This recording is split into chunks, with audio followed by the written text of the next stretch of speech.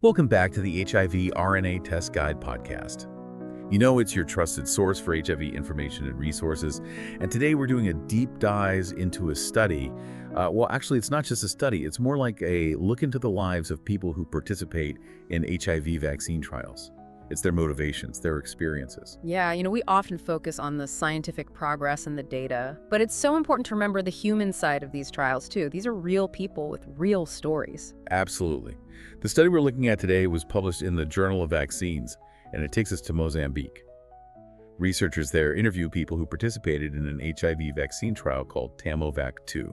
And TamoVac2 was actually the very first phase 2 HIV vaccine trial in Mozambique. And it's important to consider the context here. Mozambique has one of the highest HIV prevalences in the world. So the need for a preventative vaccine is incredibly urgent. Makes sense. So who are these people who volunteered for this trial? Well, the study tells us most of the participants were young single women, and a lot of them had limited financial resources. That's interesting.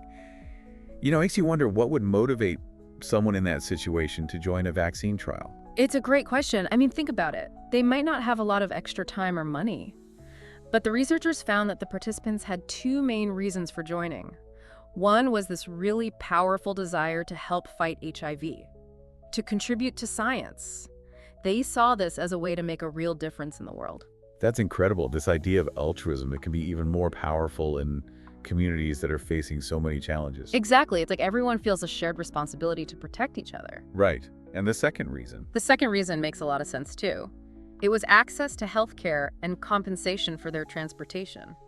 For someone struggling to make ends meet, those benefits can be a huge deciding factor. Yeah, I can see that. And this actually ties into the health belief model, doesn't it? It does. The health belief model basically says that people are more likely to take steps to protect their health when they believe they are susceptible to a threat, the threat is serious, and the benefits of taking action outweigh the barriers. So these participants saw themselves as potentially at risk for HIV. They knew HIV is a serious disease. And the benefits of being in the trial, like free medical checkups and help with travel expenses, those were very real and tangible to them. Exactly. Now, the researchers didn't just want to know why people joined the trial. They also wanted to know what it was like for them to participate. And one thing that really stood out was how many participants said they felt valued and respected by the research team.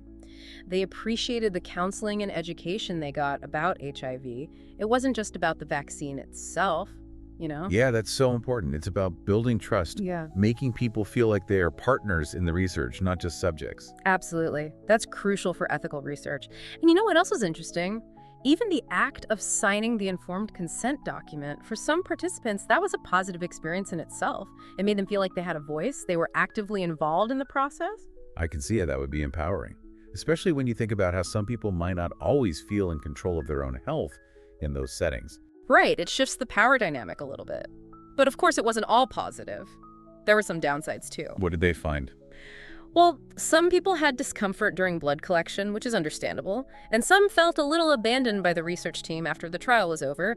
It shows the need for better follow-up care and support. Yeah, we can't just forget about people after the trial ends. Exactly. Building those relationships and providing resources is crucial.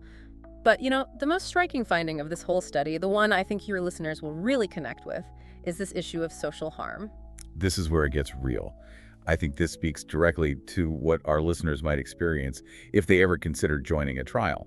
So most of the participants in this study, they were open about their involvement, which is incredibly brave considering the stigma that still exists around HIV. But a lot of them faced negative reactions from their community, sometimes even from their own families. Imagine that. Having the courage to volunteer for a trial and then facing judgment and rejection from the people you love, it's a powerful reminder of how deeply stigma can run and how it can impact even the most well-intentioned actions. It's heartbreaking. And the study actually includes some quotes from the participants that really highlight this point. One participant shared that her mother was terrified when she found out about the trial, asking her, "Are you crazy? What are you thinking about your life?" Another mentioned being called a guinea pig by classmates and facing discrimination at work. It's so sad to hear how these individuals who were trying to be part of the solution ended up facing so much negativity and misunderstanding. It really makes you think about the social risks involved in participating in a trial like this and how important it is to be prepared for those challenges. It really highlights the complexities of HIV research. It goes beyond just the potential medical benefits or risks. There are these social implications that can have a real lasting impact on people. Yeah, it definitely adds another layer to think about when you're making that decision. But even with those challenges, the researchers were curious. Did participating in this trial actually have any effect on people's behavior? Like, did they change their habits based on what they learned? That's a great question. And what they found was really interesting. A lot of the participants actually reported a decrease in risky behavior after the trial. They said they were having fewer sexual partners and using condoms more consistently. That's encouraging to hear. It sounds like the education and counseling they received maybe had a positive impact on their choices. Yeah, it seems like it did. But there's a bit of a catch, because not everyone changed their behavior. Some people continued with those risky activities. And that kind of raises another question, doesn't it? Is it just the information from the trial that leads to change? Or is it maybe also the feeling of being observed, being part of a study? Could that also influence behavior? That reminds me of the Hawthorne effect. People change their behavior simply because they know they're being watched. Exactly. It's something researchers always have to take into account.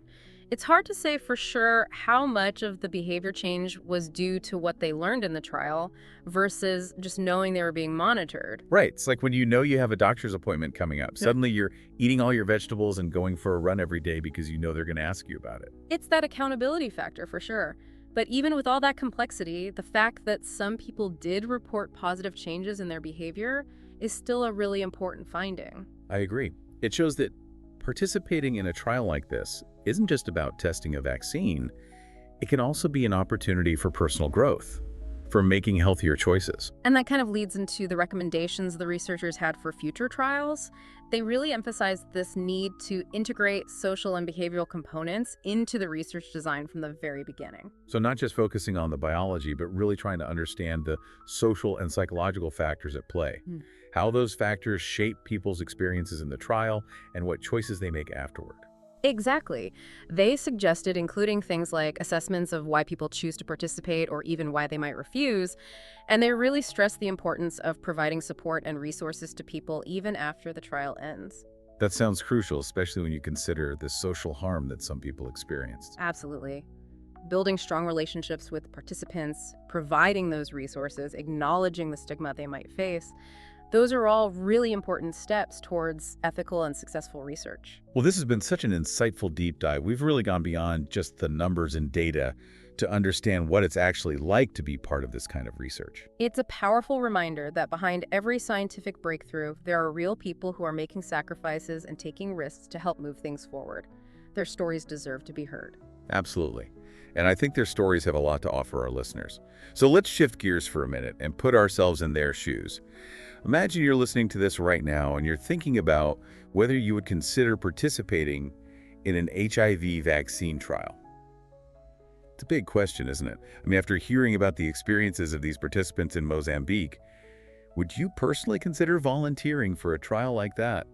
Well, it's a big decision for sure. There are so many things to think about. Definitely. So what would be like top of mind for you? What would you need to know? For me, the science would be a big factor. I'd want to understand how the vaccine works. What does the research say so far? What are the potential risks and benefits? And of course, I'd want to make sure that the trial is being run ethically with all the right safety measures in place. Yeah, those are essential. But as we've learned from this study, there's a whole other layer to consider too, that social aspect. That's right. For me, I'd have to really think about my own comfort level. Would I be open about telling people that I'm part of this trial?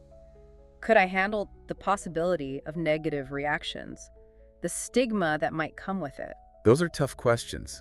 And I think this study shows us how real those fears are for a lot of people. It really does, and it just underscores how important it is for researchers to be sensitive to that, to create an environment where participants feel safe and supported, to address those concerns head on, and provide resources to help people navigate those challenges. I agree. This whole conversation has been incredibly eye-opening.